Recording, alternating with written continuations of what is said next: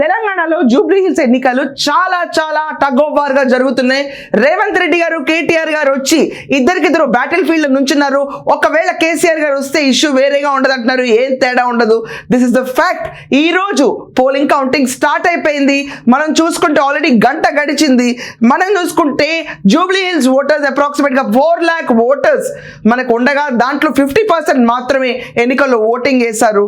అంటే approximately 2 lakhs దాకా oats నమోదైన ఎగ్జిట్ పోల్స్ అన్ని కూడా 3 to 8% ఆధిక్యం కాంగ్రెస్ పార్టీకి ఇచ్చింది బీఆర్ఎస్ పార్టీ మీద. ఇది వరకటి రోజుల్లో చూసుకుంటే కనుక బీఆర్ఎస్ కి కాంగ్రెస్ కంటే 8% to 10% ఆధిక్యం ఉండేది. వాటిని బీట్ చేసుకుంటూ ఆధిక్యంలోకి తీసుకెళ్లిన కాంగ్రెస్ ఈ రోజు మనం చూసుకుంటే ఫలితాల ప్రకారం చూసుకుంటే కనుక కాంగ్రెస్ పార్టీకి 9,926 ఓట్లు ఇప్పుడు దాకా లీడ్లో ఉందని చూపిస్తున్నారు. అలాగే మనం చూసుకుంటే భారతీయ రాష్ట్ర సమితి బీఆర్ఎస్ 8,854 ఓట్లు మాత్రమే. ఇక్కడ మనం చూసుకుంటే లిటరలీ 1,000 ఓట్స్ పైన లీడింగ్ గా కనిపిస్తుంది. ఎగ్జిట్ పోల్స్ కూడా ఇలాగే మనకి వెల్లడించారు. చాలా వరకు ఎగ్జిట్ పోల్స్ అన్ని కాంగ్రెస్ లీడ్ లో ఉన్నాయని చెప్పారు. మనం చూసుకుంటే ఇంకా ఫర్దర్ గా వెళ్తుంటే ఈ గ్యాప్ పెరిగే సంకేతాలు ఎక్కువ కనిపిస్తున్నాయి మనకి. కాంగ్రెస్ లీడ్లోకి వెళ్ళిపోయింది ఆల్రెడీ ఫస్ట్ 1 hour కౌంటింగ్లోనే. మనం చూడాలి మధ్యాహ్నం 12 లోపు ఖచ్చితంగా రిజల్ట్స్ మొత్తం ఒక అంచనాకు వచ్చేస్తాయి. And at the same time settlers issue ఇక్కడ రేవంత్ రెడ్డి గారు చిన్న కార్మికులు ప్రతి ఒక్కళ్ళ గురించి ఆన్సర్ చేస్తామని, at the same time BJP అవనండి బీఆర్ఎస్ అవనండి వాళ్ళు అగ్రకులాలకు చెందిన నేతల్ని పెడితే కాంగ్రెస్ మాత్రం బీసీ క్యాండిడేట్ని తీసుకొచ్చి నవీన్ యాదవ్ని క్యాండిడేట్ కింద పెట్టి ప్లస్ పాయింట్స్ సాధించారు. ఇవన్నీ పక్కన పెడితే రేవంత్ రెడ్డి గారు పర్సనల్గా ఇక్కడ క్యాంపెయిన్ చేయటం చాలా క్లియర్గా ఇంపాక్ట్ పడింది కాంగ్రెస్ ప్రభుత్వంకి. ఈ రోజు దాకా మనం హైదరాబాద్లో చూసుకుంటే కంటోన్మెంట్ ఏరియా తప్ప ఎక్కడా ఓపెనింగ్ లేదు. Maybe this is the second opening Jubilee Hills BRS అడ్డాగా ఉన్న జూబ్లీ హిల్స్ వాళ్ళ చేయి జారిపోయే తరుణం మొదలైంది అనిపిస్తుంది.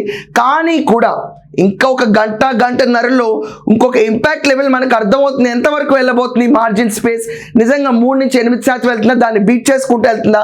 It's a clean tug of war. Just 1000 ఓట్లకు మనం ఎక్కువ ప్రీడిటర్మిన్ చేయలేము ఇప్పటికిప్పుడు. కానీ మనం అర్థం చేసుకోవాల్సిన విషయం ఏంటంటే పోలింగ్ 50% దాటలేదు. 50% దాటుంటే ఇంపాక్ట్ వేరుగా ఉండేదని చెప్పి చాలామంది విశ్లేషకులు చెప్పారు. 50% దాటకుండా పోలింగ్ ఆగిపోవడంతో కొంతమంది విశ్లేషకులు ఇది బీఆర్ఎస్కి బెనిఫిట్ అవుతుందని కూడా చెప్పారు. బీఆర్ఎస్కి ఈరోజు చూసుకుంటే ఇప్పుడు గంట నుంచి స్టార్ట్ అయిన కౌంటింగ్ చూసుకుంటే లీడ్లో మాత్రం కాంగ్రెసే నిల్చుంది. మనందరం అబ్జర్వ్ చేయొచ్చు. ఇక్కడ సెంటిమెంట్స్ పండినయి, ఎమోషన్స్ పండినయి, సెటిలర్స్కి సాటిస్ఫాక్షన్ మోడ్ ఉంది. సెటిలర్స్ ఎప్పుడు ఎగ్జిస్టింగ్ గవర్నమెంట్తో చాలా బాగుంటారు. అండ్ ఇదంతా కాకుండా టీడీపీ ఓట్ బ్యాంక్ అంతా కూడా కాంగ్రెస్ కి కన్వర్ట్ అవడం చాలా ఈజీగా చేసుకుంది కాంగ్రెస్ పార్టీ.